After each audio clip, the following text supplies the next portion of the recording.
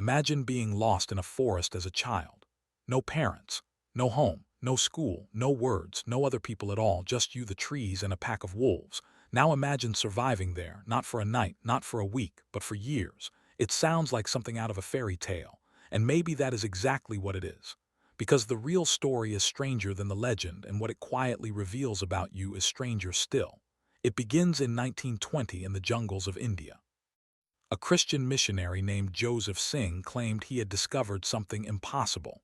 Deep in the forest near a village, he said he found two young girls living inside a wolf den, curled up among the animals as if they belonged there. The older girl was perhaps 8 years old. He named her Kamala. The younger was barely more than a toddler. He named her Amala. According to Singh, these were not ordinary children. They moved on all fours, knees and palms pressed to the ground. They did not speak. They growled. They tore at raw meat and refused cooked food. They were terrified of other humans but calm around dogs and wolves. They slept by day and grew active at night, and witnesses claimed their eyes seemed to shine in the dark like an animal's. When the girls were taken from the forest and brought to Singh's orphanage, the world began to watch. The younger girl, Amala, died within a year, but Kamala lived on, and for nearly a decade people observed her with fascination. They tried to teach her to stand, to wear clothes, to speak, and the results were heartbreaking. Walking upright was a struggle. Speech was even harder.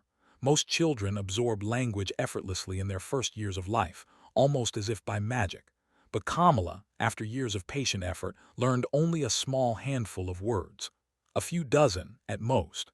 To the psychologists of the time, this seemed to reveal something extraordinary. It suggested that simply being born human might not be enough to make someone behave like a human. That the things we think of as natural, talking, standing, connecting, might actually have to be learned. The story exploded across the world. Newspapers called them the wolf girls. Scientists argued over what they meant. Are humans born with language, or does it come entirely from the people around us? Is empathy natural, or is it taught? For decades, Kamala and Amala became one of the most famous examples in all of psychology. But there was a problem. The more carefully researchers looked at the story, the more it fell apart. The French surgeon Serge Arel spent years investigating the case in detail. His conclusion was blunt.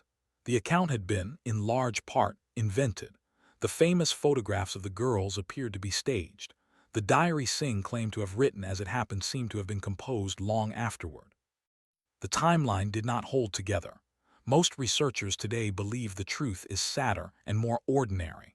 The girls were likely children with developmental disabilities who had been abandoned, and then folded into a thrilling story about wolves, a story the world desperately wanted to believe. So the case that taught generations about human nature may never have happened the way it was told, and that raises a far more interesting question. Why did the world believe it so easily? The answer is that the legend touched something real. It promised an answer to a question that has haunted us for centuries. Are we born human, or do we become human? And here is what makes the story matter, even if it was a myth, because there are real cases, carefully documented ones. Around the year 1800 in France, hunters found a boy living wild in the woods. He could not speak. He did not behave like other children. He became known as Victor, the Wild Boy of Aveyron, and a young doctor named Jean devoted years to trying to teach him. Idard worked patiently, lovingly, with real method. And still, Victor never learned to truly speak. More than a century later, in 1970, authorities in California discovered a 13-year-old girl who had been locked in near-total isolation for almost her entire life. They called her Genie. Linguists and psychologists rushed to help her, hoping she could finally learn the language she had been denied. She learned words. She could communicate in fragments. But she never fully grasped grammar, the deep structure of language, no matter how hard anyone tried. These real cases point to the same unsettling idea the legend only hinted at.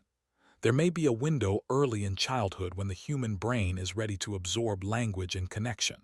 And if that window closes before anyone reaches you, some of those abilities may never fully form again.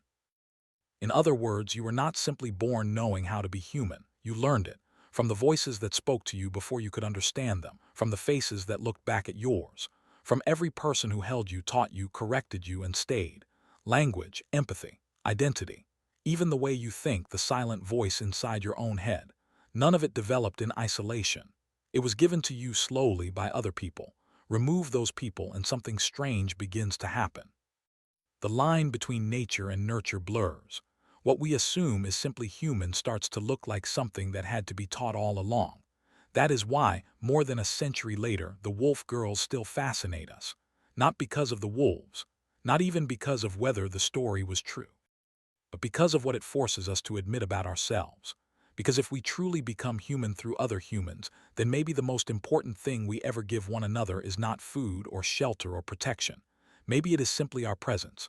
So imagine again that child in the forest, the trees, the wolves, the silence where a human voice should have been. And then remember that the same is quietly true for all of us. We are not made human by the wild, and we are not made human alone. We are made human by each other.